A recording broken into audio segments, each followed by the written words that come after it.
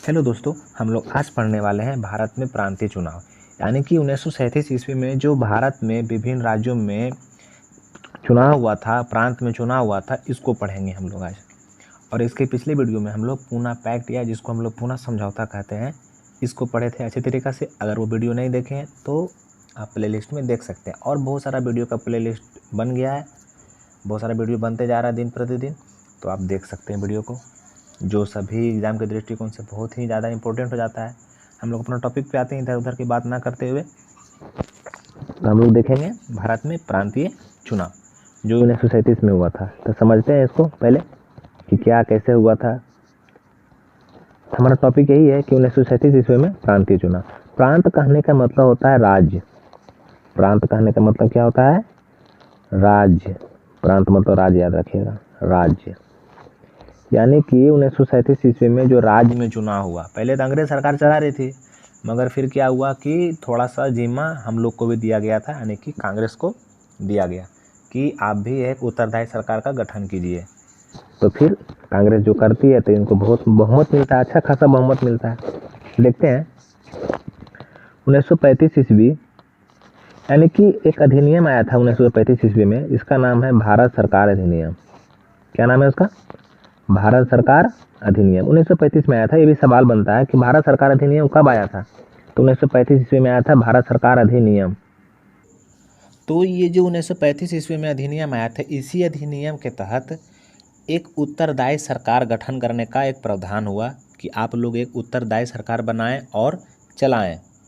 चूँकि हम लोग बार बार स्वराज की मांग कर रहे थे, तो फिर क्या हुआ कि एक उत्तरदायी सरकार चलाने का गठन का मतलब प्रावधान हुआ कि हम लोग एक उत्तरदायी सरकार बनाएंगे, खुद का बनाएंगे।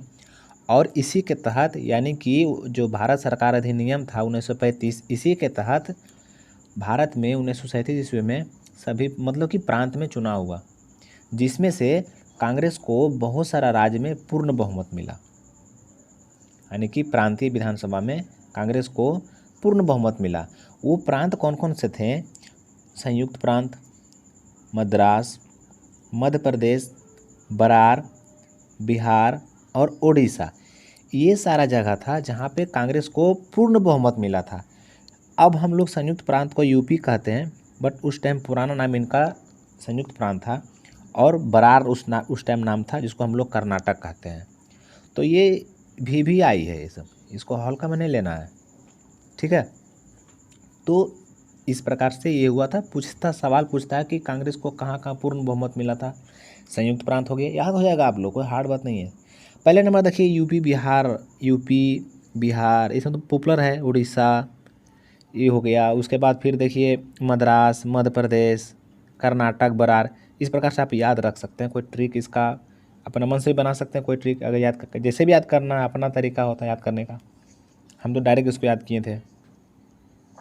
तो ये हो गया, मतलब कि ये चुनाव जो हुआ इस अधिनियम के तहत, भारत सरकार अधिनियम के तहत जो है इसका प्रावधान हुआ, इसका गठन हुआ, और तब जा कर के फिर 1937 ईस्वी में चुनाव हुआ और कांग्रेस को बहुमत मिलता है। उनको अच्छा पॉपुलैरिटी रहता है, अब पूर्ण बहुमत मिला है।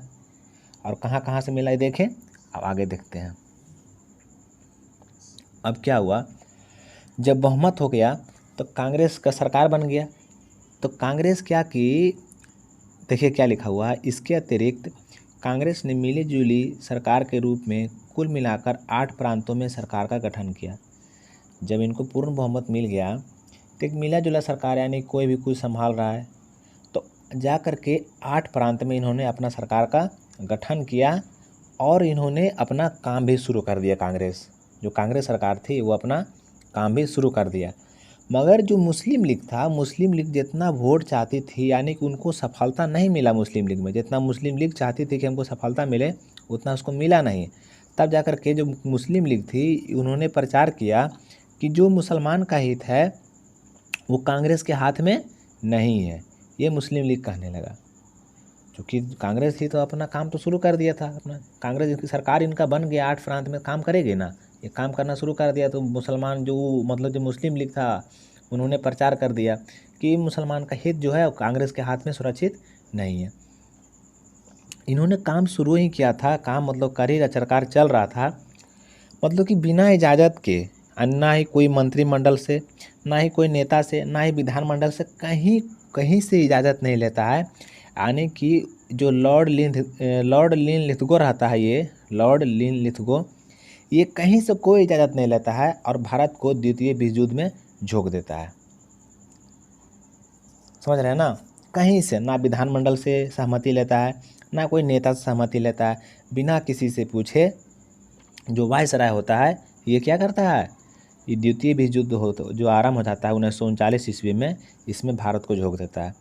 तब जा कर के जो कांग्रेस रहती है वो विरोध करता है कि आप बिना पूछे, बिना कुछ किए आप कैसे हम लोग को युद्ध में डाल सकते हैं, उसमें शामिल कर सकते हैं, बिना कुछ कहे डाल देता है। तब देखिए क्या हुआ, तब जा करके जिसके विरोध में जब गुस्सा करके क्या करता है कि हम लोग ज़्यादा सरकार नहीं चलाएंगे, तब जा करके 15 नवंबर 1939 ईस्वी को, 1939 में ही याद रखिए इस प्रकार से कि 1939 में ही दूसरा विश्व युद्ध स्टार्ट हुआ था और शामिल कर दिया, जिसके कारण क्या किया, जो कांग्रेस मंत्रिमंडल था वो त्यागपत्र दे दिया गुस्सा में आकर के। यानी वो डेट था 15 नवंबर 1939। तो 15 नवंबर 1939 को कांग्रेस क्या की, कांग्रेस मंत्रिमंडल त्यागपत्र दे दी। अब त्यागपत्र दे दी तो चूँकि मुस्लिम लीग को तो उतना सफलता मिला नहीं था, ये तो ऐसे ही और पूरा आक्रामक हो गया था, तो इसको बहुत खुशी मिला मुस्लिम लीग को, खास करके जिन्ना यानी मोहम्मद अली जिन्ना और मुस्लिम लीग को बहुत खुशी मिला। क्यों? क्योंकि कांग्रेस जो थी वो इस्तीफ़ा दे दी थी। अब इतना खुशी मिला, उन लोग बोला अरे यार अब हम लोग आज़ाद हो गए, हम लोग अब मुक्त हो गए हैं। क्योंकि वो तो कहता था, प्रचार ही कर रहा था कि मुसलमान का हित कांग्रेस में नहीं है। ऐसे भी एक बार बोला था कि मुसलमान जो है हिंदुओं का संस्था है, ऐसा भी हो गया था बीच में। तो क्या हुआ, जब बहुत खुशी मिला इन लोग को, तब देखा कि हम आज़ाद हो गए, तब जा कर के इन्होंने क्या किया कि 22 नवंबर 1939 को इन लोग ने मुक्ति दिवस मनाया। किसने मनाया? मुस्लिम लीग ने मनाया। VVI पॉइंट पूछेगा, मुस्लिम लीग ने मुक्ति दिवस कब मनाया? तो 22 नवंबर 1939 को। तो क्या हुआ था, 1937 जो चुनाव हुआ था 1937 ईस्वी में, तो मुस्लिम लीग को असफलता मिली थी ना, एक प्रकार से चिढ़ा हुआ था एक प्रकार से। तो क्या हुआ कि और भी ज़्यादा आक्रामक हो गया। ये कुछ था नहीं, बस लिखा हुआ था तो बता दिए। आगे देखिए, मेन पॉइंट तो हमारा उधर था। समझ में आ रहा है ना? नहीं समझ में आएगा तो आप हमको कमेंट में पूछिएगा। और हाँ, वीडियो अगर अच्छा लगेगा तो वीडियो को लाइक ज़रूर कीजिएगा और चैनल को सब्सक्राइब कर लीजिए, ताकि इसी प्रकार वीडियो आता रहे आपके पास। इससे भी अच्छा वीडियो आएगा आने वाला समय में।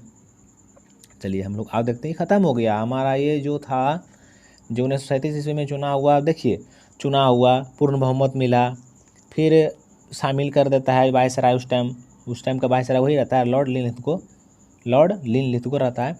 तो ये शामिल कर देता है, जिसके कारण क्या करता है, त्यागपत्र दे देता कांग्रेस 15 नवंबर 1939 को। तो सरकार बना, सरकार ख़त्म भी हो गया। मुस्लिम लीग मुक्ति दिवस भी बना लिया 22 नवंबर 1539 को। तो ये पूरी तरह से ख़त्म हो गया एक प्रकार से। तब जा कर के महात्मा गांधी जी एक और आंदोलन करते हैं, जिसका नाम रहता है व्यक्तिगत सत्याग्रह। तो पूछेगा कि महात्मा गांधी ने व्यक्तिगत सत्याग्रह कब चलाया था?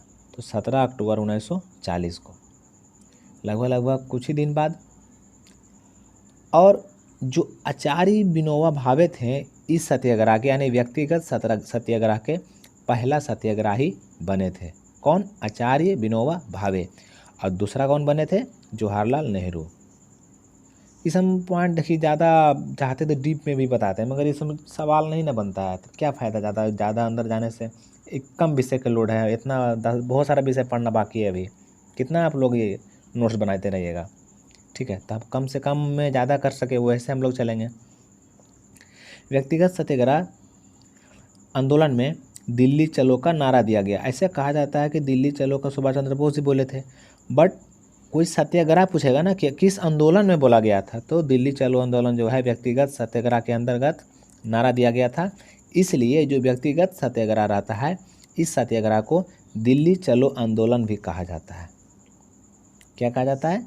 दिल्ली चलो आंदोलन। तो ख़त्म हो गया हमारा, चैप्टर क्लोज हो गया। अब हम लोग आगे पढ़ेंगे अगस्त प्रस्ताव, ठीक है? कोई दिक्कत नहीं, ज़रूर एकदम लाइक करना नहीं भूलना है और चैनल को क्या कर लेना है, सब्सक्राइब कर लेना है। हम लोग मिलेंगे अगले वीडियो में। वीडियो देखने के लिए आपका बहुत बहुत धन्यवाद। मिलते हैं अगले वीडियो में।